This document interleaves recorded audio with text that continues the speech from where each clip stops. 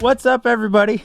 Welcome to the first episode of the Dumb and Drummer podcast. I'm Stephen Womack, and I'll be joined by my longtime friend, Josh Turner. So, a little bit about us before we get started into this first episode. Like I said, my name's Stephen. I've been playing drums almost 20 years now. Which is funny because he's not even 20, which is wild. That's hard to do. Overtime, baby. But putting in the man hours. Putting in the hours. I got two hands. Both of them have been doing overtime. So that's 40 years. I started playing when I was 12, so I'm 32 now. So it's 20 years. I just played snare in my middle school concert band at first. And then I got a drum set and pretty much just dove right into playing bands. When did you get your first drum set, Steven? When I was 14. Okay, so, okay. Summer before high school, pretty sure. Okay. And I pretty much just dove right into playing in a band. I got it in with Steve-O and Ruben and all them where I met you pretty much 6 months after I got my drum set and was already playing in a metal band. Since then, me and Josh have played in a couple projects together, mostly local and regional, and currently I'm focusing on a solo deathcore project under the name Larry Kudus. And that's about it. I've started doing a little session work, so maybe I can share some of that pretty soon. I'm hoping it's cool to record for other artists. It's definitely a new thing for me though. So easing in. Yep. Nice. But that's pretty much me and my history as the drummer. The drummer. We have to decide who's the dumb out of the two each week.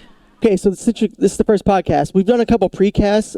So every week throughout this podcast goes, depending on which one of us is drunk, sloppy, or idiotic, they're deemed the dumb, and then the other one just gets defaulted as the drummer. Because, I mean, everybody knows in every band, the drummer's always the whatever one. Usually the dumb one. We're usually the dumb one. Yeah, so, like, we have a crown that goes to somebody. So, the last precast, I got it, like, literally 47 seconds in. Pretty proud of that, actually, because that's longer than I last in a normal situation. So 47 seconds. Yeah, you know, I'm huffing and puffing, and I blew your house down. So I'm ready to fucking go. All right. So anyway, my name is Josh. Online, I go by LA Cool J. I do two projects right now. I have a lo-fi project. It's jazz blues lo-fi under the name Puffy Jacket. But also at LA Cool J Music, I do like drum covers and just stuff like that. It's everything. So I just don't do metal. I do other things, but I try to like. Either it's kind of funny because I'll take a cover and I'll try to like pop punk it up or metal it up because I just can't play just whatever, it doesn't matter. Anyway, so I started playing drums. Oh yeah. No, go ahead. I was just going to interject and say that I definitely gravitate towards metalizing every fucking thing I play. Yeah. I mean, like even like I did. Fun example. One of the covers I did. There's Sheena. She's a person on Vanderpump Rules and all this, and she released a song with a pop punk band in LA, and I was like, oh, this is perfect. You know, I want to cover this. Listen to the song. It was not very pop punk at all. It was very poppy. So I took the song and I rewrote it into a pop punk song and posted it on TikTok. And actually, the first comment was the guys from the 27s, which is the band that wrote the song. So I think the song would have sounded better that way, but either way, I'm not saying that way. Anyway, so I've been playing drums since I was 6, which is kind of funny. So basically, I would go to the kitchen, I would take my mom's Tupperware, and I'd line it up when she was gone, and I'd beat it, and I'd break the bottoms of the Tupperware. And then my dumb ass as a kid was like, if I just put it back in the cupboard, in the back, she'll never know. She'll never know. She'll never figure it out. She always did, and she was like, who broke this? And I was like, So then I think like 2 years gone by, so I was 8. And it was around in between 6 and 8. I can't remember exactly. I'm like 49 years old, boys. So things are fuzzy. I remember I get home from school and my mom was like, "Hey, come with me." And I was like, "Uh-oh, I'm in trouble." So then she takes me down the road and went to a garage sale. And one of her friends had a garage sale and they were selling a drum set. It was a red drum set. And I still remember it. It's kind of funny. It was a red drum set, had 4 mounted toms mounted to the bass drum, and I was like, "Ooh, yeah!" And so it was all red, but in reality, it was probably the equivalent of getting like a first stack drum set, just with 4 mounted toms. Took it back to the house, and so all my brothers are older, so they're trying to like teach me like how to play, even though none of them were drummers. They were like, "Listen to this band, Whitesnake, and this, and Metallica, and this." So like, I started playing like hair metal. So just your common like whatever. And I remember like years go on, and I'm like playing, and I'm getting into like Korn and Slipknot and like all that stuff, and I'm playing. And I remember I was like 13 or 14, still playing that kit, just wailing away. And we had this back porch, but it didn't have any like roof or walls or nothing. It was just like a back porch, and that's where my drums were. And I would cover it up with a tarp when it rained because I couldn't play the drums inside. I lived out in the country, boys, but even though I was in the country, my mom was like, "No drums inside." You don't want the drums to get on the couch when you're gone. You got to keep those outside. Yeah, you know what? You keep the filth outside, all right? Yeah. And then so I remember I was playing for like fucking, it felt like 30 hours. And then at the end, I was like, I'm going to just have an amazing concert. Had my Walkman on. This is back, so I'm old, guys. So I had a Sony Walkman. You put the tape into the tape deck. You press play. So I'm playing all the drums, lay songs. I don't know what came over me. I remember it was Metallica, which is kind of funny because I'm not like a huge Metallica drum fan, but I do love Metallica. I like Metallica, but I'm not a Metallica drum fan. I don't know what was coming over me. I was listening to Metallica, and at the end of the thing, I grabbed some lighter fluid, and I fucking set my drums on fire, and I was like, "Yeah!" So I burned my drum set. So I set the shit on fire, played it while I was on fire, which, how am I not burnt? I have no idea. It was over. It was done. I kicked it off the fucking stage. It was the porch, and I was like, "Yeah!" And then I was like, "Oh, fuck." That's where your stage presence fucking started. Yeah, because I was like, "Bro, I'm going to burn this shit. I have nobody. I'm going to burn my stage presence has always been top notch, and it probably started with me being 12 or 11. Burning your drums. I think I was 11, actually. Oh, I was actually 11. I was burning it. And then so I had no drums. And my mom was like, "Well, you burnt the ones I got you. I'm not getting new ones." So I literally air drummed and I learned how to play like all these like crazy like Korn songs and Slipknot songs and Dope and all that through air drums because I burnt my kit. I still have my sticks. And then later on down the road, I started doing like other bands, and there was no guitar players in my area, which is, I know it sounds crazy now, but back in the day, everybody in Texas was a drummer. I don't know why. I guess because we all lived out in the country, so we could beat on things. Not just our wives, also we could also beat our drums. Yeah, also drums. That's terrible. But the woods can't hear you scream, and they can't hear my blast beats. I'm blasting through your depression. So I just picked up a guitar, and then and I also picked up bass because I knew bass was easier than guitar. Not like easier to play, but I was like, bass is easier to pick up and be in a band, and it's also a part of the rhythm environment. So I picked up bass, and that's where I met Steven because I was playing bass. And then that's where I met like Ruben and Steve and all. They're like, "Hey, we have a band. You got to drive 3 hours to Jefferson to play in a dungeon. But if you want, you were living in Hallsville, weren't you? I was in Marshall, so it's like what, like it's like an hour and a half, though. 45 minutes to an hour. It's like an hour, and then they were like, "Yeah, but we have this great," and this is exactly how they sold it to me. I still remember it. They came over and I played a little bass for. I was like, dun, dun, dun, dun, and I played with a pick, so I'll play like a guitar player. Like, "Oh, this is great." Like, "Hey, we got this band." It was Steve-O, and Steve was like, "Yeah, we got a good guitar player." He reminds me of like, he said the guitar player was like Deftones. He's like, "Bro, but here." This was the selling point. He's like, "We got this drumming prodigy. He's 14 years old, and he plays better than Joey Jordison from Slipknot." And I was like, "Really?" And he's like, "Yeah." He was like, "Yeah, dude." He's like, "Come out." And I was like, "Bro, I'm there." He was selling me hard. I was like, there. "I'm there." So then that's how I met Steven, because I went to the dungeon. And first of all, there was no basements in Texas. This dude had a basement with a lift. I get down there, and then I meet Steven. before we get down there. And Steve was cool. He had long hair, a little mustache. We'll get to that. He had long hair, a little mustache. So and everybody was cool. We baggy jeans. We had skater shoes on. We're all just homies. And we go down this little fucking lift. I remember going down and holding my bass guitar, and my amp was sitting there, and I was like, we're gonna fall to our death. We get down to this Dungeon of Doom, and then Steven had his kit set up. He had double bass. He had like 900 toms. He had all these cymbals. That was definitely the biggest kit that I've ever had. I regret getting rid of it for sure. I had a Pearl Masters XLT, I think. I had XLR, XLR maybe. XLR, yeah. EXL. It was something like that. Yeah. We had 2 kicks, 2 full-size 22 by 20 kick drums, 8, 10, 12, 14, 16 toms, and probably 14 cymbals. And I get down there, and I was like, "Oh, there's no way this guy is not good." And this is what happened. So we're all setting things up. There was a DJ. So Steve was like a DJ, and then Ruben was a guitar player, and then what was Eli there or not yet? Eli was bass player. Yeah, and you were gonna play guitar. Oh, I was gonna play guitar. That's right. Yeah, the first walkthrough. Yeah, I was gonna play guitar. That's crazy. Yeah, I forgot about that. Yeah, because I had that double. Anyway. Anyway, so I was there to play an instrument. So we get there, and everybody's like warming up, and I was like, oh, they're like, what bands are you into right now? And I was like, I'm really into Dimmy Borgir and all that. And Steven was like, I know some Dimmy Borgir, and they played on a Dimmy Borgir song.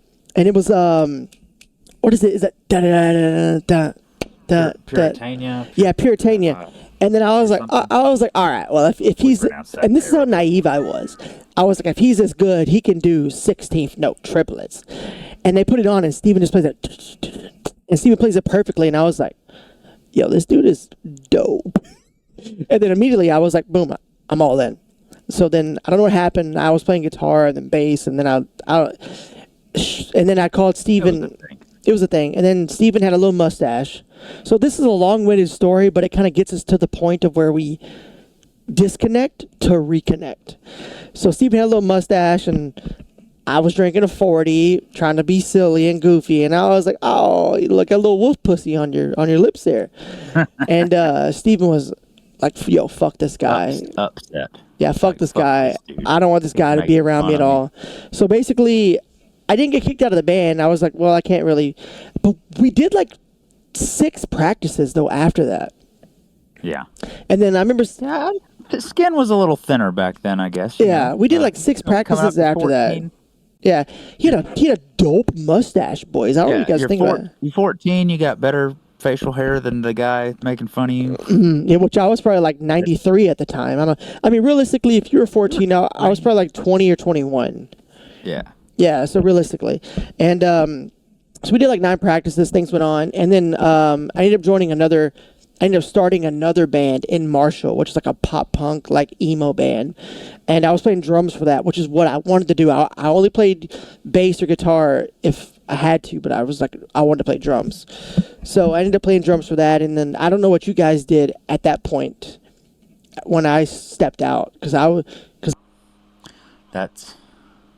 that would take a lot more thinking than I'm willing to do right now to try to remember all that. Because that was 16 years ago. They did some stuff. I was doing, it was called Bedside Manor. We were like basically like a Silverstein, My Chemical Romance type band, and I was playing drums for that. And by this time, I was working at the music store in Marshall. So that's how I got a lot of gigs, because they wanted hip modern bands. And so a lot of gigs, a lot of gear, baby. I was like, I got a hip modern band. So that's how that all started with that. And then, what was it? That's a whole long-winded thing, but it's about to wrap back around, boys. See, you guys are on the train. You're like, this is all right. It's about to wrap back around. Then you did that, and then you did Vorophile while I was doing my thing, and then Vorophile was a slam death band, and we did a bunch of stuff with Devourment, and so I actually learned how to gravity blast from the drummer from Devourment. Oh, I can't think of his name now. He had the dreads. He taught me how to gravity blast. But yeah, you played with Vorophile. I was still doing the thing with Stevo, which I think by then we had transitioned from Nonstop Disco, which was the original name of the first Nonstop band. Disco. Yeah, Holy Nonstop. shit, that To was the name. the more like we embraced the more metalcore name, Burn My Eyes Black. This is when um oh man, the band that did the song Hester Prynne, Oh, Mr. Prime, yeah. uh, as Blood Runs Black. So it's kind of in that same field of stuff. Hello, hello. Oh shit. Fast forward to Shreveport. You had been in a band with somebody who disbanded and then needed a drummer. Told them about me. And we can get into all of that later, and we can cover all the details. Which is kind of that. funny. I like a But small then- clip. I basically. Oh, did you freeze? Oh no, you didn't. Yeah, but basically, I suggested Steven as the drummer for the band with these people instead of me because I was like Steven's better than me. And then, funny enough, like 8 months later, I ended up joining the band as a bass player. Yeah, and then it comes back full circle to us being in a band together again. Relationship was a lot better that time, and we've been some of the best friends since then. We definitely patched it up. We were both just sour about the situation. I was sour that he got mad. He was sour that I was being like a dick, and there was never hard feelings. We just never hashed it out. Yeah. And I guess that's it. Bit of a long intro, but that's who we are. We can get into this now. That's us. We are Dumb and Drummer, Steven and Josh. Thanks for tuning in and sticking around so far. We had a couple things we wanted to talk about. Josh, did you want to bring up a video or something? Yeah, let's go ahead and bring that video up real fast. All right, let me pull these videos up real fast. Okay. All right. Okay, so we're going to go through some topics right now. As Steven was talking about, we have a couple topics we want to talk about. These are like just current events going on right now that we just think are like interesting. So I hope you can see this right now. Everything's good? You can see it, Steven? Yeah, I can see it. All right, so I'm going to big screen that bad boy. Come back over here. So what we're going to do is we're going to start with the Burning Man rains and floods. Yes, go. So we're gonna. So Steven knows more about it than I do. I just know that from it flooded and it. and in Steven's words, what were your words? The only thing I know about it is that all those hippies got flooded in. I imagine it has to smell pretty bad. You think all those dreads got moldy and mildew 100%. from all the rain? So from just the dreads being moldy and mildew and the shit and pee, it's gotta. And then also some of these dudes that are like real hippies, they dread their nuts and shit. So, or I don't think I ever want to be a real hippie. or females. Or it doesn't matter. Whatever you consider yourself, whatever private part you have, your private areas are dreaded Gotta be sometimes. locked up, brother. Yeah, Locked up. dude. If your privates aren't locked up, you're locking me out. And I do want to say, I want to kind of cover my base right now. Cover Okay. my ace. I'm definitely talking about white people dreads when I say they're fucking disgusting. Oh yeah, 100%. So as a guy who had dreads Who has had them? for 7 years, white people dreads can be the most disgusting thing you can have if you don't take care of them. And it's a myth. Okay, let's get a tiny little tangent on dreads. So when I first got them, everybody was like, okay, don't wash them because that's what dreads are. Now, but this is true. You want to wait about a week and a half before you wash them so the dreads have time to set. But after that, you want to wash your dreads Yeah, you want to wash them. every other day, and you want to deep clean your dreads once a week, where you sit them in a bowl of vinegar, water, and some other like things to just like pull the oils and the disgustingness out. And here's the funny thing. So after you do that for 6 months, your dreads they're formed. They are what they are. Yours were some of the better white man dreads I've seen for sure. You definitely took it. And I've got another friend that has them, and his look good. Just in a generalization though, white. I do people appreciate that. dreads Yeah, usually a big, I love new metal. usually a big red flag. Big red flag. I love to watch when these rich pseudo fucking hippies get stuck at a huge festival about like it's supposed to be about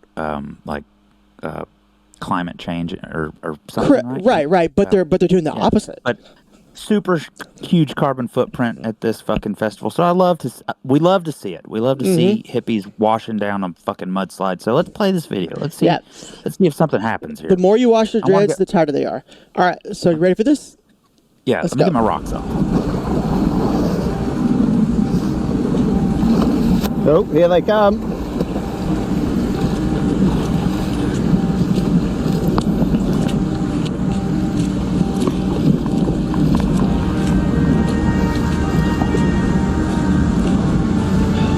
A lot of bicycles. Lots of bicycles just stuck. Is that a generator? Yeah. Dude, okay. Oh, Okay. they had to keep that going. Okay, Like, why did... That's what I was about to say. Out of everything going on, you want to make sure that your generator is keeping this. Your inflatable fucking mouse going?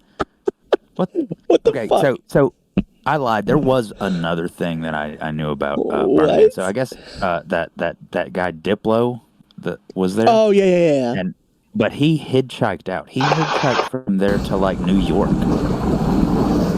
Really? Yeah. That's what the internet said, so it's got to be real. It makes sense because like these guys are really just trying to like. Okay, so I feel like festivals like this. Okay, so like what Steven was saying was like it's about pushing climate change and environmental awareness and stuff like that. But Yeah, I feel that's like the word, environmental awareness. I feel like these people are just actually just dudes trying to fuck high chicks that are down. It's just a ketamine fuck fest for richies is all it is. Yeah, like you get rich and you try to let's do horse drugs. Yeah. And fuck. Yeah, you're trying to fuck high chicks that are down to get fucked by you, who are a scumbag.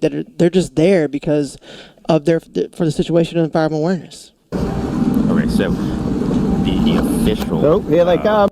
principles that Burning Man is found on is radical inclusion, gifting, decommodification, a bunch of commies, radical self-reliance, radical self-expression, communal effort, civic responsibility, leaving no trace. Jesus fucking Christ, you failed there. Every time. They absolutely destroy wherever they're at. Every time. Their carbon footprint is bigger than the dinosaurs. And dinosaurs had bigger feet. Yeah. So they've got to do a lot of stomping around. They had a bigger footprint. Because dinosaurs, if you guys don't know what dinosaurs are, they got a big old massive footprint. Big old badussy slapping down. So is this is this like the one video? Is there anything else? Do we have Oh yeah, there was other ones. Yeah, let's find out.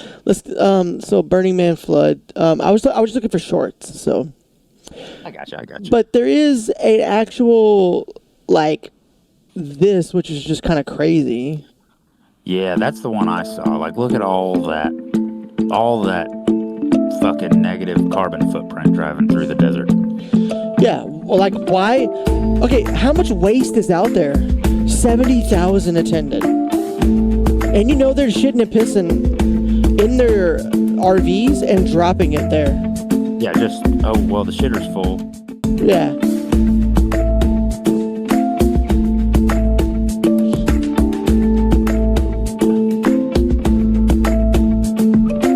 Like, that's my thing is, like, I'm just not a huge festival person. Look at this. You're burning down that mouse that you had. Oh. They had to keep the mouse up so they could burn it. Yeah, you're excited about that. Like, I mean, I don't understand. I'm glad that a bunch of hippies got stuck in the rain. Yeah, I just don't understand why they think that this is like dope. You know what I mean? Okay, so like if you were like truly here for this, like Burning Man's. Okay, look, here we go. Burning Man goes Raining Man. You can't just show up with your Birkenstocks and your fish t-shirt and act like you're a part of this, man. You're just a poser. Also, is it just me, or does the way that they're distributed is an alien crop circle? All right. Conspiracy theory, Josh. Hey, you can't We get all mad at slept somebody all spitting night with facts. no house music bumping. Everything stopped. Oh my gosh, she was like, we all slept through the night without house music bumping. Could you imagine just sleeping through the night without any house bump music? What a fucking awful life. They're like, oh, it's raining, which is natural, which is what you're fighting for. You know, nature and nature taking its course. Yeah, but we had to sleep without our fucking. How do you sleep without a? Oh, poor lady. She had to sleep without her house bumping. Because of that. Because of what? It is now 1 p.m. Pacific time. You had to stop. You said you couldn't sleep because of that, and you pointed to the sky. Aren't you there to protect the sky? To protect the sky. Aren't you there for that? You know, and like I said, I don't know if their main. Well, no, I mean their thing was to leave no trace and about all shit like that. But were there warnings? Was what did these people get? Did they just ignore warning signs? Oh, 100%. They're like, was the weather like, hey guys, it's fucking monsoon season? Don't. They're like, my daddy's credit card outweighs your monsoon. I'm looking it up. I can't type, but Hang on, I'm gonna pull this crop circle. So back. art cars.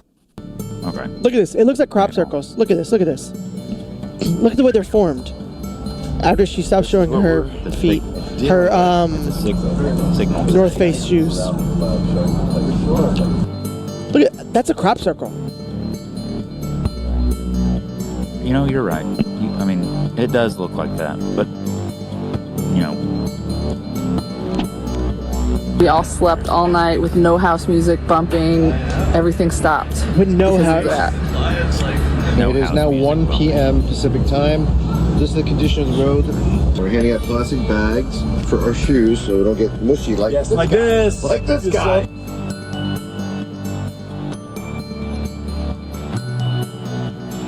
That's crop circles, bro.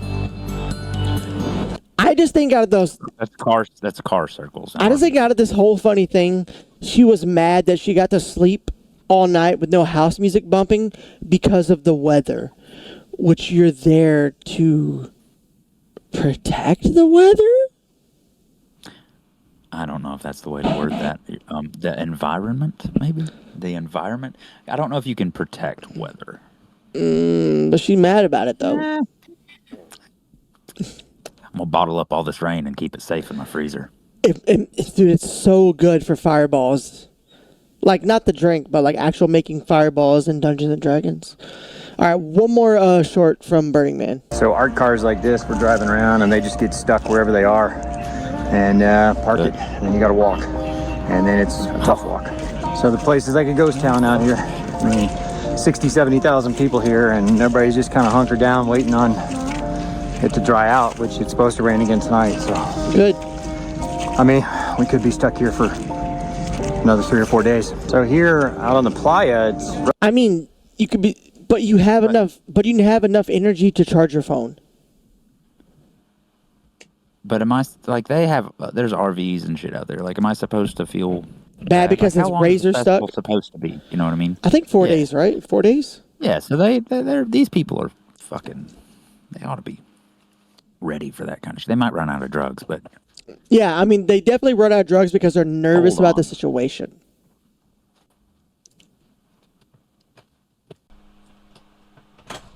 What? Boy. I'm busy. Oh, okay.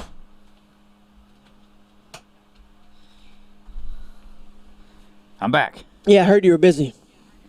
I wish those cocksuckers, aka my fucking coworkers that are staying in this campground with me, would at least like text me before they just come over, like banging on my shit, and it's just.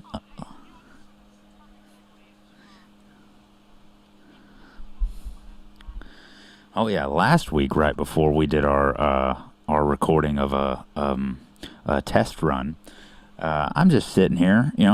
I live in a camper right now. I work on the road, so I'm in my camper. I got my pants down. I'm just kind of waiting. I'm chilling, I got my dick and balls out. I'm on the phone with my partner, and I'm just holding my shit. And this motherfucker just comes up and puts a little, and then slings the door open. I'm just like trying to fucking, no. So he's like face level with my junk, and just the door flies open. My dick just is like flopping over my pants, and what I imagine happened to him in slow motion. He's just like, As it's just coming up, slaps me in the tum tum, and then falls down into the pants and the pantaloons. pantaloons. Hey man, you can't just be coming in my shit like that. Okay, first of all, you can't say it like Hold on, that. that's not how you say that. That's not how you say it. That's not how you approach somebody coming into your camper. Bro, don't come in my shit. Bro, don't come into my shit, bro. I told you twice. Don't Come on the floor, not my shit. Not my shit, dude. Yeah, just they are higher than fuck. Like, they just don't think, you know what I mean? They're over there just smoking doobs all day, and then they come over here like, he probably didn't even realize I didn't have pants on at first. Like fucking blown out. What he probably saw is like a woolly mammoth, because he was just like, not that you're that hairy, but he don't even.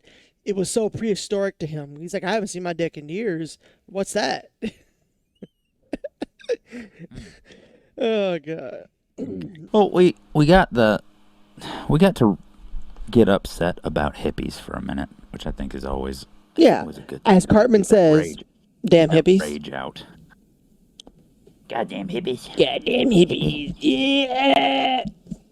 But another interesting thing that took me by surprise. Apparently, everyone I brought it up to knew about it, but fucking Hyde's going to prison. Yo, and so Stephen Hyde is going to prison 30 years. Listen to this. 15-year. Listen to this. Consecutive. 2 times 15. That's 30. I had no idea this was happening. So crazy enough, Steven told me this in the precast when we were setting everything up. He was like, bro, did you hear about that? And I was like, no way. He was like, this is a good topic to talk about. And I was like, there's no way that happened. So I literally took my headset off. I was like, I'll be right back. Ran to the living room.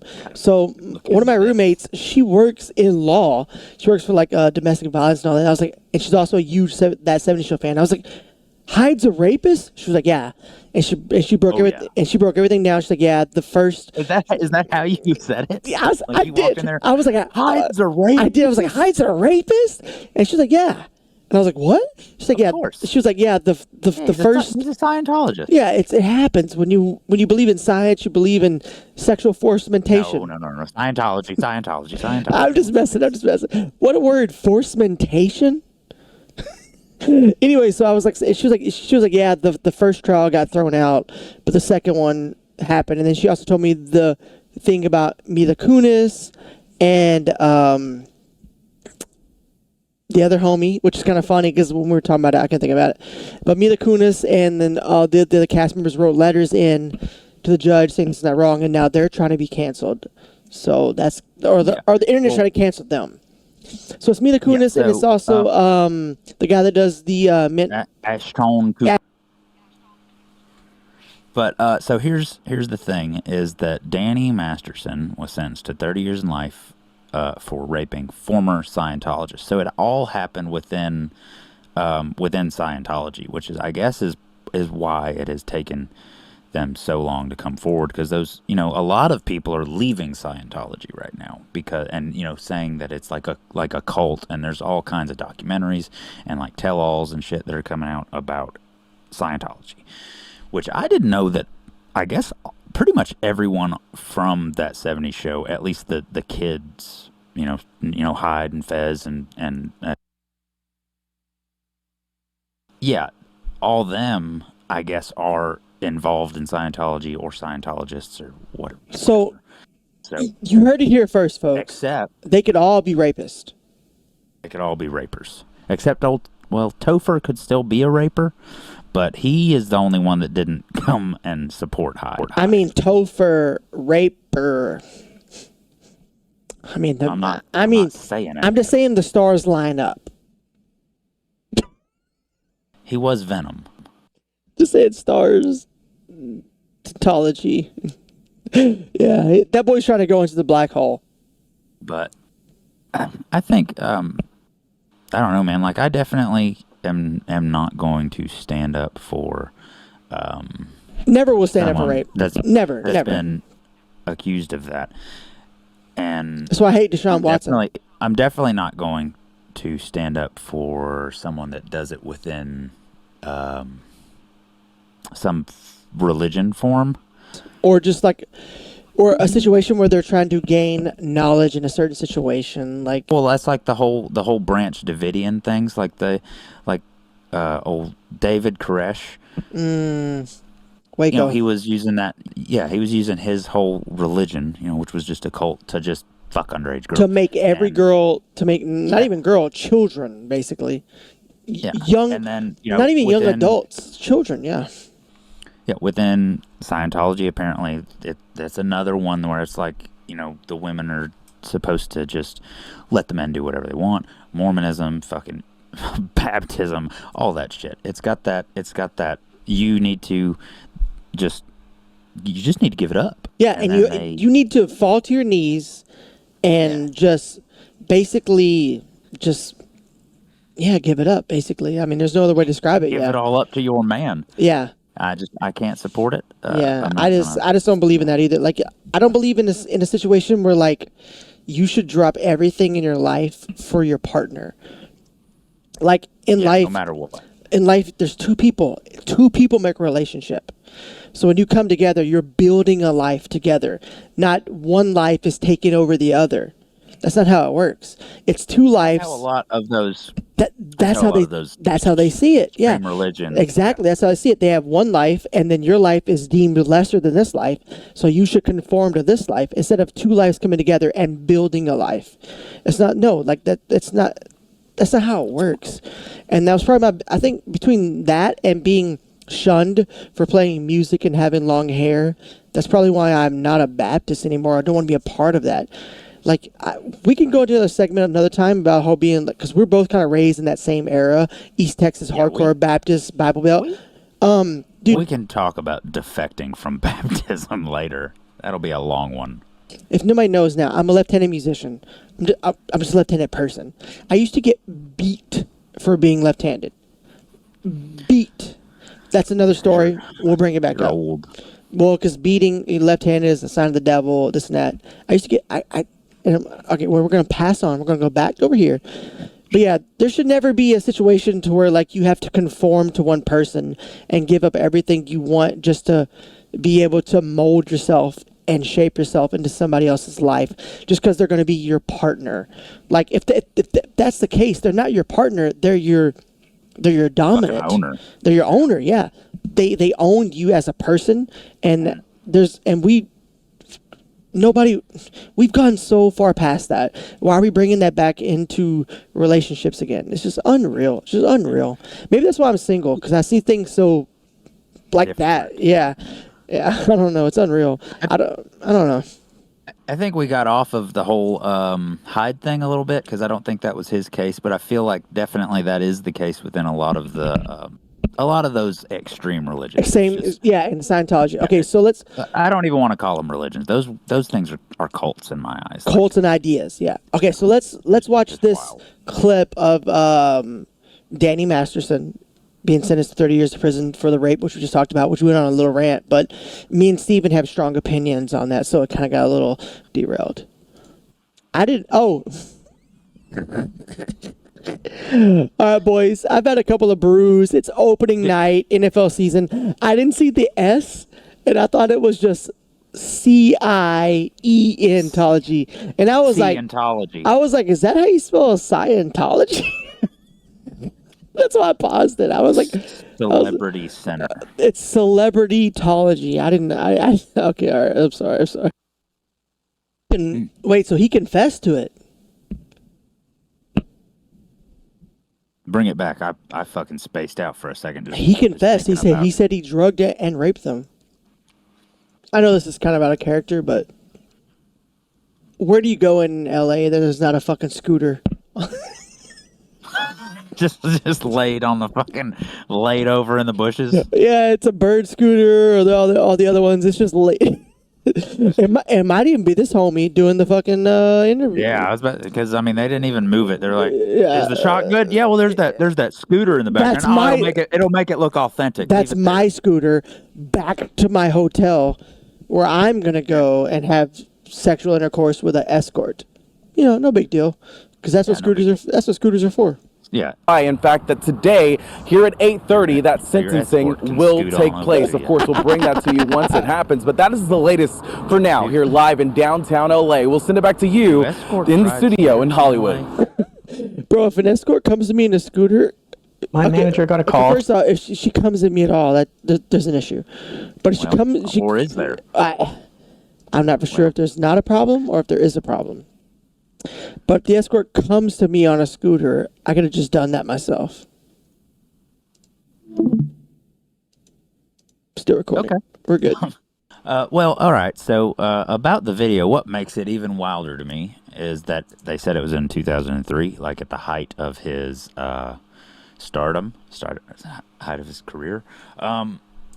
It's wild. Like I feel like that it might not have even all just been Scientology. Then it might have just been like a power thing where he was like, I can get whoever I want, and then when someone was like, I don't want to, Yeah. he just, And we've heard situations of this. So, like, in the whole era of me and Steven growing up, we grew up in the MySpace era of music, and I'm not gonna lie, that era was treated the exact same as 80s hair metal band era.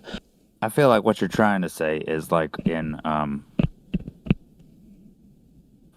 when social media started to grow, it kind of created these instant celebrities that had this gratification that they needed, and they felt like they could get away with anything and do anything. So they would put other people in these situations where it's like, well, you're here with me. Don't you think that you should? Yeah, exactly. Don't you Like, think- are you I think saying that's you're? what you're trying to? Yeah, are you saying you're too good to be with air quote me in this band, air quote me it's at this like, time? Well, And don't you want to like and. And then they would all use classic lines like, I thought you were a fan. I thought you really liked me. I thought you Yeah, really I wanted think- this. It just the key word is taken advantage of. Like, you were just taken advantage of for any. You could put yourself in a situation as a fan because everything was so new and people felt like they didn't have a voice. People felt like they couldn't rebel back or be like, hey, no, I don't want you to do this or that or take this or that. They'd be like, well, I thought you liked me. I'm fucking in blah, blah, blah band. You know? That's how it all laid out back then.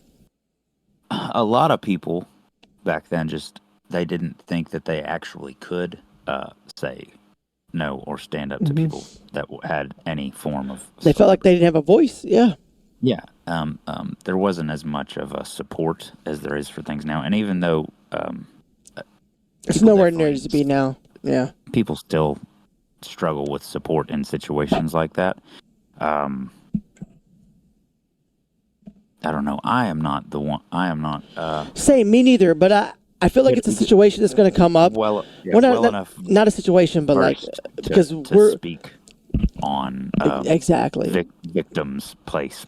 But we're from that era of music, so like we were never a party band. We were never one of those. I mean, that like, just, we would party with we're out there ourselves. trying to You know, like, just yeah. crush puss. No, 100% no. Like, honestly, like the only thing I wanted to crush was like beers. The next show. The beers in the van with my boys on the way to the next show. Now that's a terrible statement on its own, because I'm not drinking and driving. I'm drinking and riding. Oh yeah, no, I drove pretty much everywhere. And then this would also, okay, so this is kind of a funny segue into this because I've never really told you guys this much. So, okay, back in the days when we were touring, you would have a driver and you have a co-pilot. Now, this is where Scare the Dark was very unique.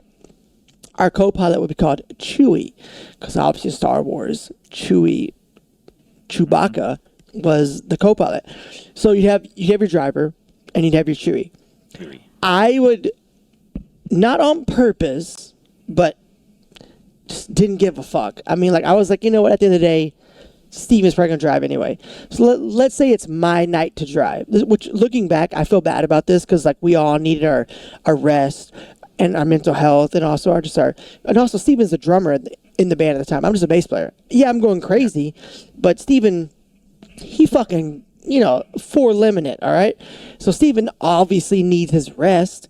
It'd be nights where I was supposed to drive, and I would accidentally get drunk, so I wouldn't drive. Well, you know what? Also, I remember one time you did drive, and I was like, dude, I just can't make it. I have got to go to sleep. And we were coming down to play a show. We were coming down from Was it Arkansas? Arkansas, yeah.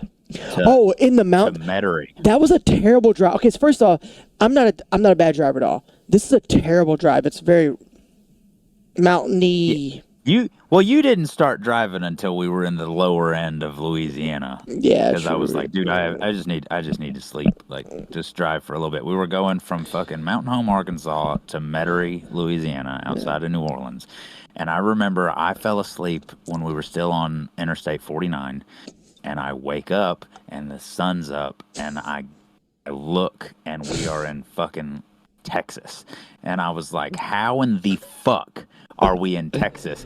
Josh had drove pretty much all the way to fucking Houston and was like, oh shit, let me turn around. Took the wrong fucking exit on Interstate 10. Yeah, like it's just because that got you booted from the driving calendar anyway. And then it wasn't it wasn't my fault. GPS wasn't as accurate back then. We had a MapQuest printed out. Yeah, so this is before we had Garmin's and so first of all, we wasn't rich enough to have a Garmin. We had a TomTom when we first got everything. It wasn't like I was bad at driving. It's just like I have so much ADHD, and if my co-pilot doesn't help me out or falls asleep, I am bored as fuck. Yeah, I think it was you and Jared fell asleep, and he was the MapQuest. Yeah, and everybody knows Josh can't read or write, so if you fall asleep, I'm just zooming, baby. I'm just like, we're on an interstate, we're on a highway, and I feel like we're going my way. And then everybody wakes up and was like, yo, you went 67,000 miles the wrong way. And I was like, but you're still alive.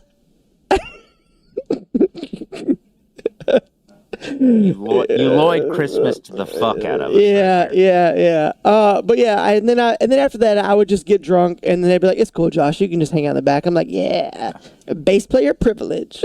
Yeah, I ended up just driving everywhere because I like to drive. I still like to drive now. Yeah, Steven was like, I would say 90% of the driving. Yeah, I do remember Jared's first time driving. That was awesome. He was nervous because he never pulled a trailer before with the van, and he was nervous, and he was just fucking. It was a straight drive, interstate. He was having a great time, and honestly, like looking back, that was kind of cool. Like little moments like that, like when you have members in the band that have never done something or that are scared of something, they get to experience the and first band. And then you get to do it, and you're just like it's just cool. Like there's always a bunch of little things like that happen when you're on tour that it's just cool. Like I said, Jared driving for the first time in a van with a trailer, like it's little things like that you'll never really get to experience again unless you're on tour with like your like friends like that. And even back then we were like close friends because we toured and played together for so long that we were like best friends. So getting to see your best friend get to accomplish something for the first time, because Jared was all younger than us. I know it sounds crazy. Steven was young, Jake was young. I was like at the time probably like 43. But Jared was probably like 16. No, those are popular ages. He was 19. He was 19. So I think he was 19. Yeah, so Jared was 19. So how much younger is Jake than you? That's what I'm trying to remember. I think Jake's like 1 or 2 years. I think he's 30. I think he's 30, right? He's either 29 or 30. Okay, so Jake's about 3 years younger than Steven, and I'm 4 years. Steven, how old are you now? 32. 2, 3, 4, 5. So I'm 5 years older than Steven. Yeah. Jake was 3 years younger than Jake, and then Jared was like 19 at the time. So we were all definitely under like 24. Yeah. Yeah, and then you were the only one that was above 21 at the time. Yeah, and I was buying all the booze for us. All the booze and But yeah, those are like cool like experiences when you're on tour. Like you just get to like get people's first, like things like that. First tour, first driving with a trailer, first backing a trailer up, first festivals. seeing the ocean. Yeah, first time seeing the ocean. That's why Beach Boys are so fucking fine. Yeah. Was that your first time seeing the ocean? I don't Like think being at the ocean. as an adult, yes. Yeah. I remember being as a kid because, you go to like Alabama and then you go to like Houston and stuff. But like, as an adult, yeah, that was my first ocean experience. Yeah. Yeah. That was a rough one. Yeah. There's a lot of really cool pictures of that tour that got just lost. Yeah. All right, I'm gonna take a pause here to do the. All right, so we got off on a couple different little tangents here, chipping away at some things we wanted to get into. We decided, since it's the Dumb and Drumber podcast, we might as well talk about a drummer today. Yeah. And today, on episode 1, we have chosen nu metal pioneers, Korn, and we want to speak about some of the we're talking about Korn?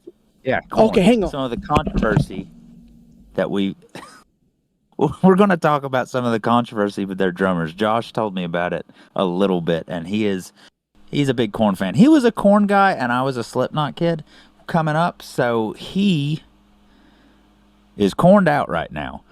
He is corned the fuck out. But yeah, I'm a big Korn truther. You're the Korn guy. You were the Korn kid, and I was the Slipknot kid. Yeah, yeah. We were like on the yeah. opposite ends of, and then Steve-O was a fucking mushroom head guy. Yeah, who's a mushroom head guy? Like, I mean, besides like your penis. I mean, I don't know. Which, it's funny. I didn't realize that till like many, many years later that mushroom head was like penis related. Is that the reason they chose that name? I really do think I really do think it is. Because I mean, like, Just look to at be funny, yeah, yeah, maybe. I mean, fucking Google knows. Yeah, Google knows how much mushroom is in my head. Good. All right, so we're gonna look up we're gonna watch a video here of Okay, so the big debate that the reason Steve brought it up is because so Korn had the longtime drummer David. I'll find his last name in a second. David. I'll find it. Anyway, so he had the longtime drummer, and David did all the albums, all the way past, like falling away from me, which is Issues. He did the 2009, I believe it is.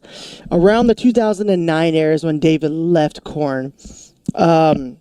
And then they had like a little lull period where they had the drummer from some other bands fill in. I do know whenever I know when David broke his wrist or whatever, they had the Faith No More drummer fill in. So So and then he hurt his back or something. Okay. And that's what led to the initial removal. The initial removal, yeah. But I think Ray joined in 2009. Yeah, there was a pretty big span where they were session drummers. Yeah, and then Ray was like, I guess coming in was supposed to be just a fill-in drummer or whatever. But me and Steve were talking about this. Now, as a Korn truther, I have some opinions on this, but not like negatively or whatever. I have a fan opinion, and then I have a technical opinion from just a drummer standpoint. Also, this shirt makes me look kind of buff, like kind of fucking. All right, so Ray, you want to fucking tussle? You want to tussle? You want to throw a fisticuff? Yeah, you want to spit slurs at me and say tussle words? You want to be in our gang? Yeah, because our gangs only like to smoke shoot cigarettes and have premarital sex. Yeah, you want to tussle? I don't think you did. But Ray is fucking unreal as a drummer. So let's start as a technical side, from the drummer to drummer. Unreal. Now, Stephen, what were you saying about Ray when you were listening to him play in the UK? He did a thing on the it was the UK drum show. and Steven saw it, and we watched the same video. And Steven, and like, what were you what did you think about his play?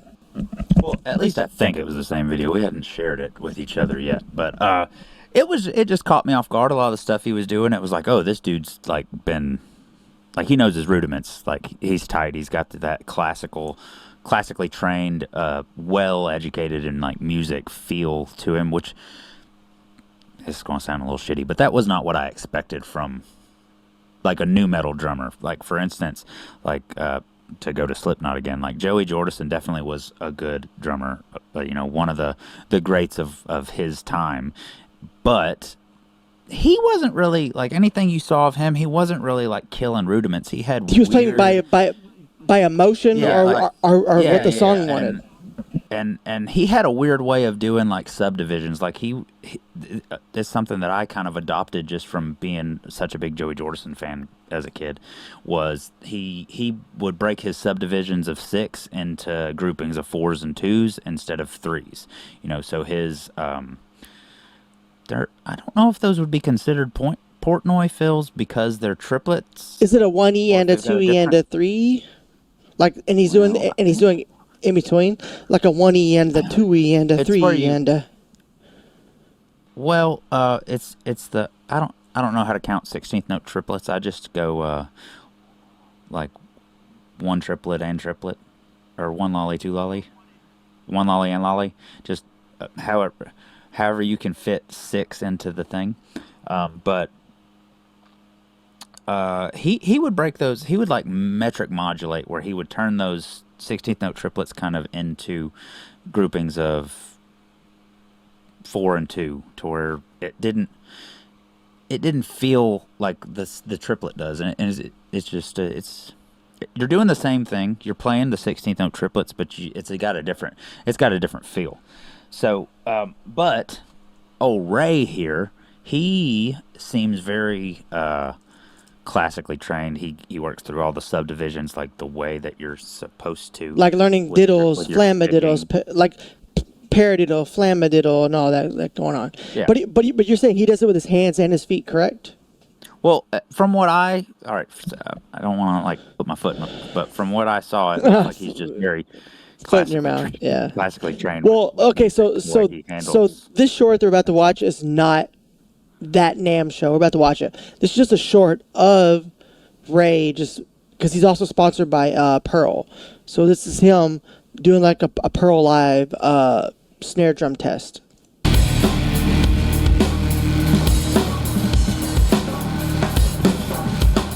A lot of ghost notes.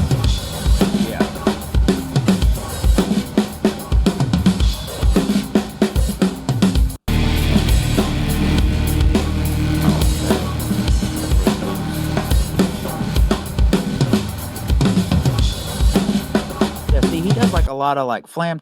My friend asked me for a letter about. Like, he's so good. Real heavy on the ghost notes, and that's not like, when you think of Korn, to me, that's not what I think of. I don't think of a guy up there doing drags and ghost notes and all that. It's but just see, here's the thing, like new metal.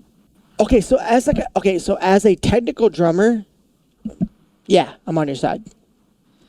But as a fan and the feel that David gave Korn, like, okay, this is kind of like, okay, so that drum beat that he just did was pretty much blind. That was like, I can see, I'm going blind, I can see. That's pretty much blind. It's just like dropped off into a hi-hat with a pop snare, and he's doing the ghost notes. But like, so this is the situation. This is the situation that I fall in as a fan of Korn, for just big truther. David felt he had that groove. Like he just, it's rhythm and like he just, like when you were listening to him and Dave, like Korn with David, you were just like, you just felt everything was together. Now on the opposite side, when you listen to Korn with Ray, it's metrically on point. It's on grid point. Like everything he does is perfect and on point. And that doesn't make him a bad drummer at all. I think he's a fantastic drummer. And I think he's served Korn extremely well. But there's just something about, okay, the whole Dilla beat, like Jay Dilla, how it's the perfect mix between swing and on the grid. That's how I would describe David's playing in Korn. It's swing on the grid, and then Ray is on the grid. So that's how I would describe it. So, I don't know what I'm trying to find out which album is the first album that Ray is on. It'd be 2010. Here, I can pull it up real fast. Yeah, because the only Korn album that like I keep in my rotation is Sorry, I just got fired, so I don't have Spotify Premium anymore. So give me a second to figure that out. Oh, yeah, Spotify Premium. Yeah, I had a premium for free forever. Albums. Let's go albums. Maybe on Spotify you can't look at the albums. So he officially joined in 2008. So yeah, it would have been the 2010 album. Yeah. But like I said, the only like Korn album that I keep in my rotation is "Take a Look in the Mirror."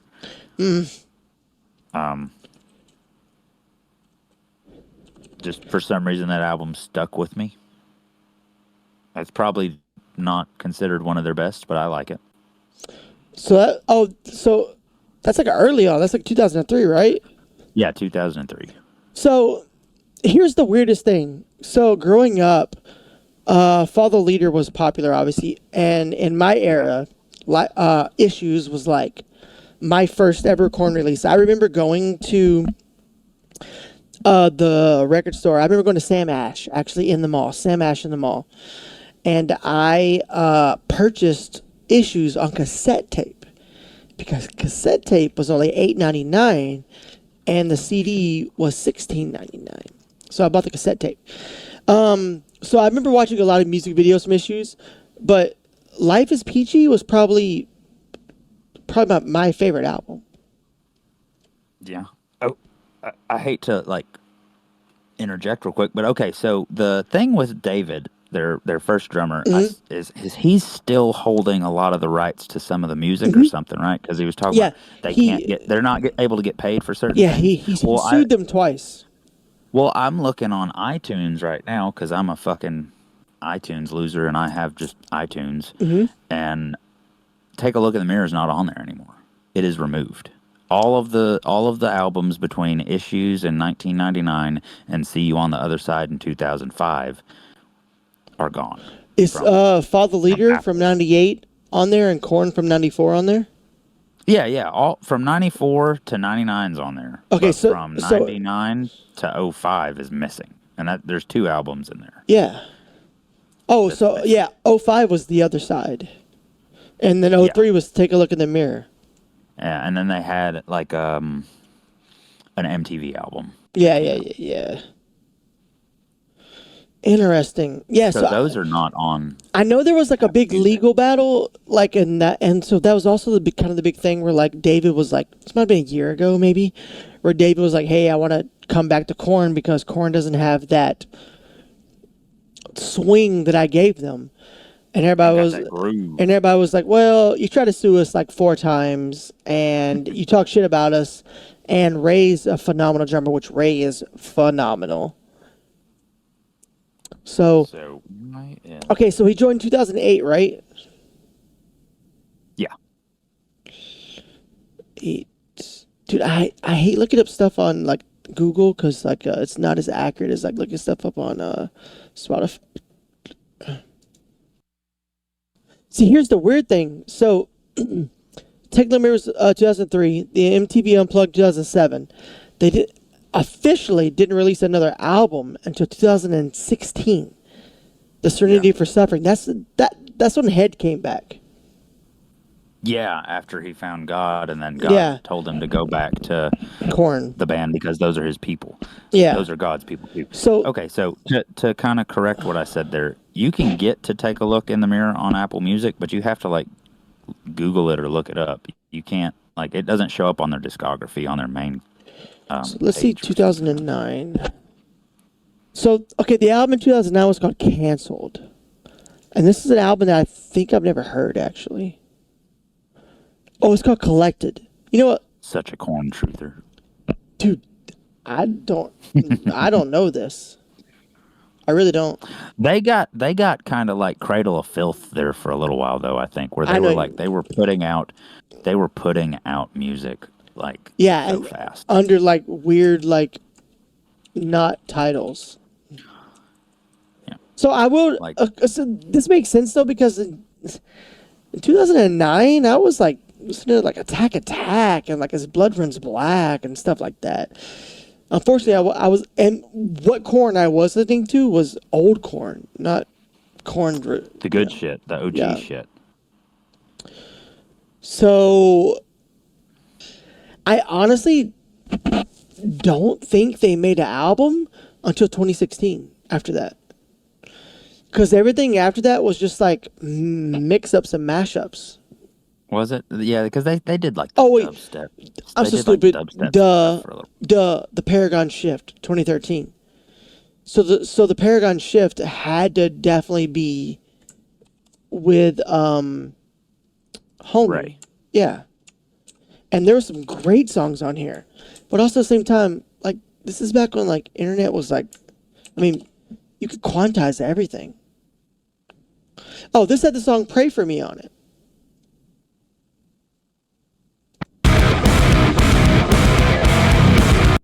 Had that super sick like double bass intro. Get this back up Well, for play you. that damn thing. I will say that Ray had some incredible tom work, but that goes back to what we're talking about with his classically trained background. Now play a little snippet of some David. Play a little snippet of David.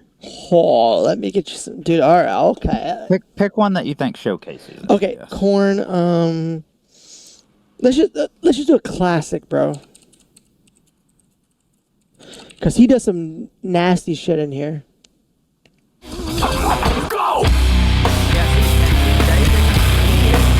And those ghosts and those drags. Yeah, yeah, he's So doing that. I just never thought to listen to it. Yeah, I guess. it's like always there. And then even in the chorus, like there like he does Tom stuff.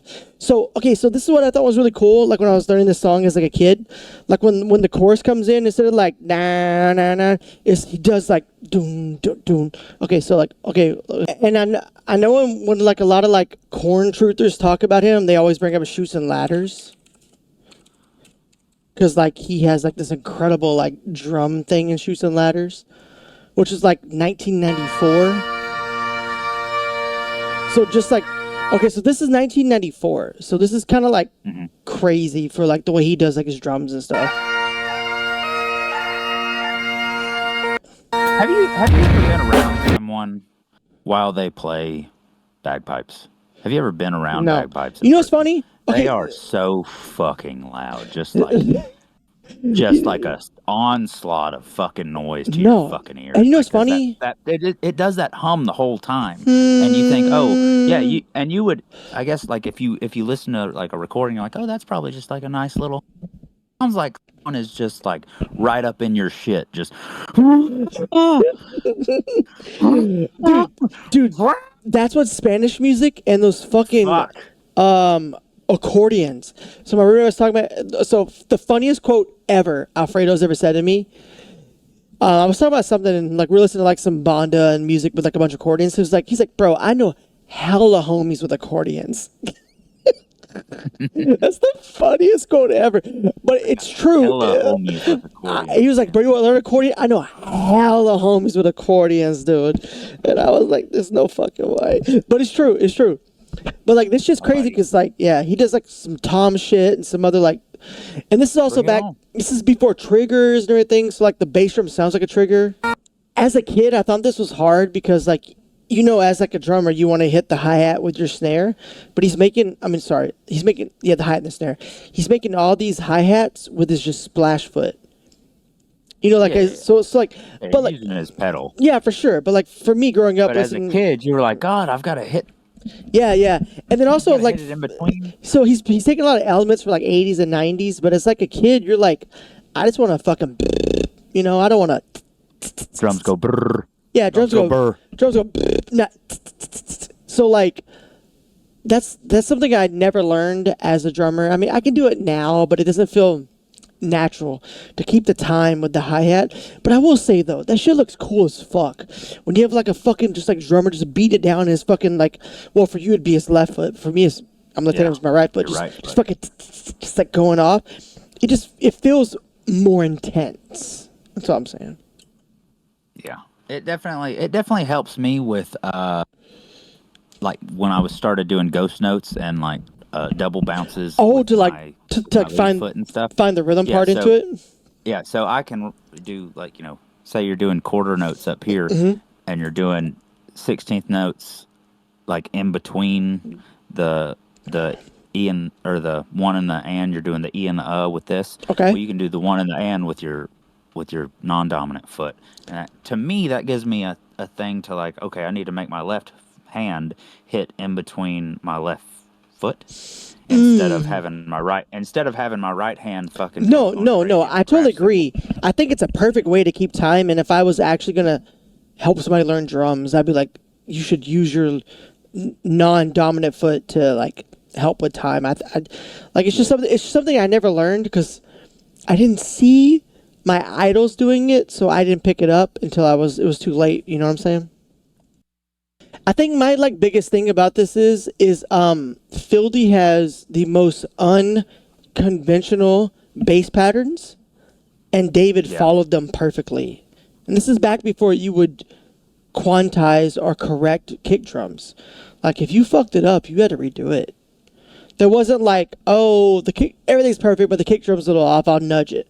Well, actually, have you seen how they used to have to do that when in instances where they did? Where they had to would they splice run the reel? They would splice the reel and bring it back? Yeah. Because I watched a guy show how they used to have to do that if they needed to, and man, it just seemed like such a process. But yeah, I mean, like it's just crazy. Like, I mean, so you have like I bet they were pretty much analog back then. I wonder when did digital recording really start picking up? I'm gonna say 1997 because I know that's when Wu-Tang Clan picked it up. That's when Wu-Tang Clan got Pro Tools. I mean, yeah, fucking like crazy shit like Got the Life. Like, okay, this is one of my favorite Korn songs of all time. Hold on. Well, I'm ready. This is the last. I was gonna say bring that one back and show me what you were talking about with the bass pattern and the kick. Oh, yeah. I didn't like grasp it. Okay. Firmly grasp it. I didn't. Let me pull it back so you can sexually touch it. And see, it's crazy because like he doesn't follow the guitar; he follows the bass. So Fildy does more hits than the drums, like da na na da na na, but feels like da na na. Yeah, and like right there, he did the little flutters. Yeah, and then there he went like at the end, like a little new metal fucking triplet, which is kind of crazy. Yeah, and see, it's been so long since I've listened to anything from this album that I had actually kind of forgot that he did double bass, because Korn's not really a big no ripping double bass band, but he's got like a little section there where he's just fucking yeah, exactly. This is basically a breakdown before there was a breakdown. Because it has the build up, it has the drop, and then it's like, yeah, fucking in the asshole, titties, and my balls. He's saying a fucking nursery rhyme shit. Hey, but I mean, like the best thing about it. I mean, our albums were called nursery rhymes anyway. That would have been like in today's age if this song came out with TikTok and Facebook and Reels and Instagram.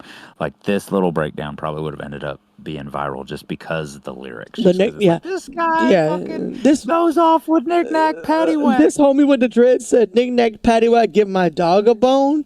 I love my fucking dog. Yeah, there'd be all kinds of fucking stitches. Yeah. And the crazy thing about this is, because if you listen, the kick drum is tune triggered to the bass. If this kick drum was like a normal trigger, it would be fucking going off. Cause like, but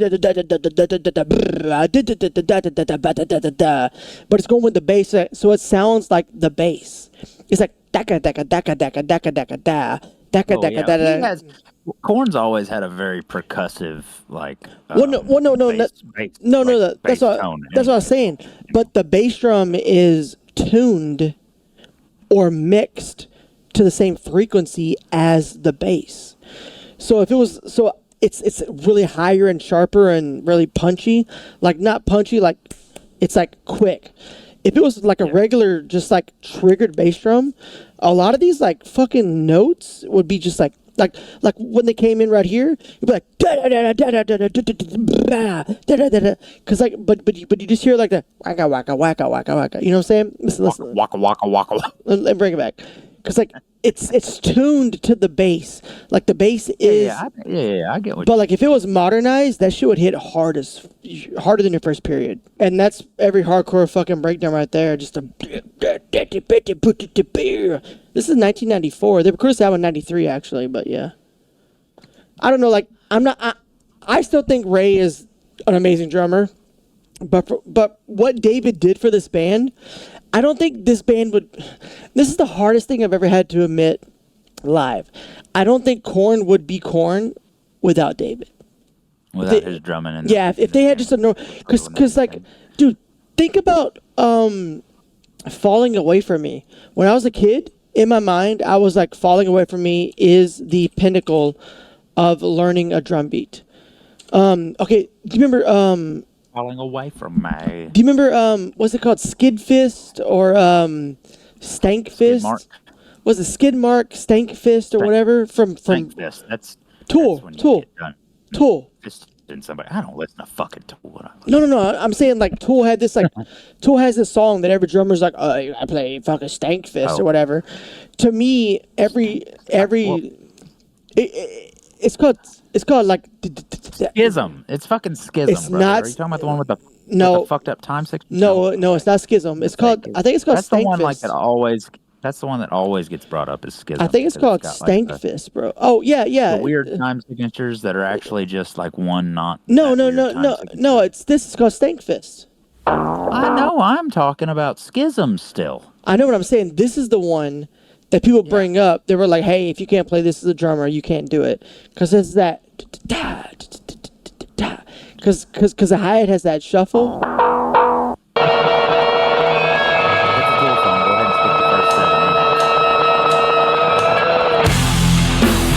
Exactly. It's so, like, now looking back, it's so simple, but everybody's like, if you can't play that, you can't play the Tool.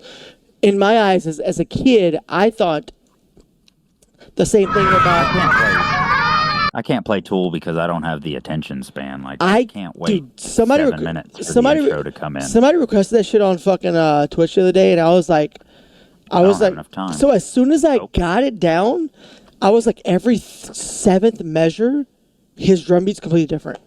I was like, how can I learn a song on the fly for you guys when every seventh measure, okay, there's a seventh, not sixth, fourth, eighth, every seventh measure, the drum beat's different. But like, this fucking, like, it's so fucking sick though. All right, so my camera died. Ooh, big pause. I got my other one running, but my good camera died, so I've got my other one. Do you want to just cut it since then?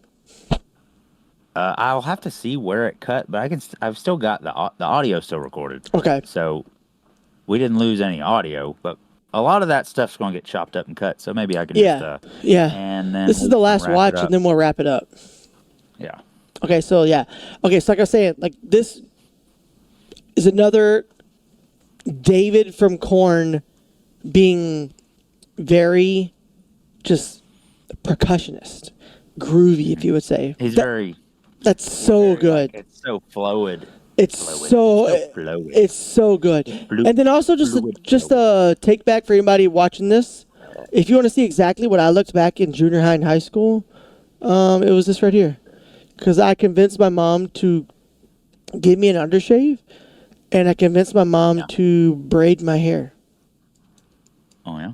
Well, I'll send you a picture you can bring up just to look at for fun, or we can put it in the video. I want to show you what I look like in my first year of high school. Oh, I don't have the pictures, but yeah, send it to me though. right there. I VH taped, recorded this, and I showed my mom, and I was like, "Mom, I want this." And she was like, "Well, your hair." I want to look like this. She was like, "Well, your hair is almost long enough," which is so weird because my mom was like super Bible Belt Christian. She was like, "Well, how do you achieve this?" And I was like, "Well, Mom, I need to pull my hair up. I need to undercut it like Jason Newsted from Metallica back in the 80s, and all the hair hanging down. I need you to dye it blonde and braid it." She's like, "It's not blonde there." And I was like, "I want it blonde, Mom." But I want it blonde. Bro, and from So, from 8th grade to, I'd say my senior year, I stopped doing this. From 8th grade to senior year, I had this haircut. Like, I had the undercut with the braids. And honestly, that's why I'm growing my hair back out now. Because when I go on tour with Vin J and Logic and all them, I'm going to re-braid it. And I'm going to recreate my, redo that. Yeah, I'm going to recreate my childhood haircut.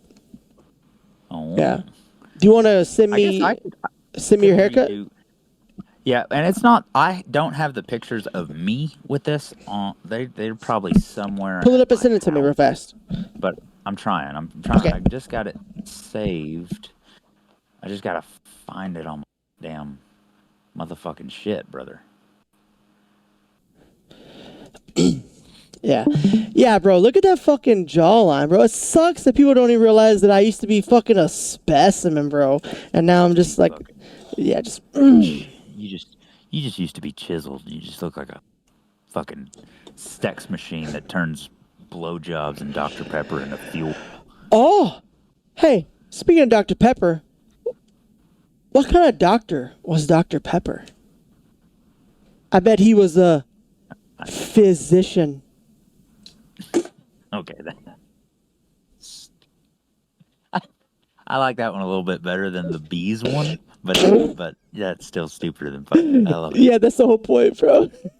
Good. That was good. But you do like you look like in that you are just. We didn't think we looked like that back then. No, I thought I was fat and ugly. Like you wouldn't look in the mirror back then and just been like, "Oh man, I am a fucking piece of ass." No. But then you look back and it's like, man, I actually didn't look like a fucking piece of shit. Yeah, dude, I thought I was a fat, ugly tard. Like, not our tard, right. just tard. Like, I was tired of being myself. I'm tired of this, Grandpa. Hey, hang on. All right, you're good. One final call. All right. I just want to thank everybody for listening here. We're just getting started, so if there's something that you want us to talk about or something that you want us to do, just message us. Right now, I think we're only active on Instagram right now. Do you have the TikTok and YouTube up yet? Shit, that went down the wrong throat.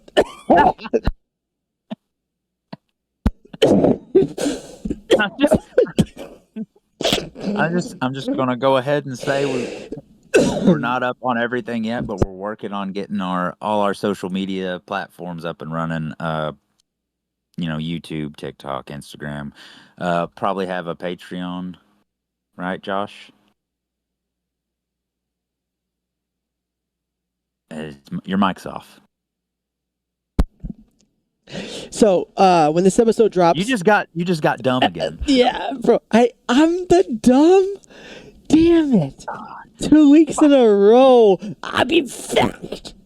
Okay, so what Steve was saying was everything drops on Instagram, which is where we're starting right now. The Patreon, the TikTok, and the YouTube will all be live when this first episode drops. So when this first episode drops, all platforms will have all things Dumb and Drummer.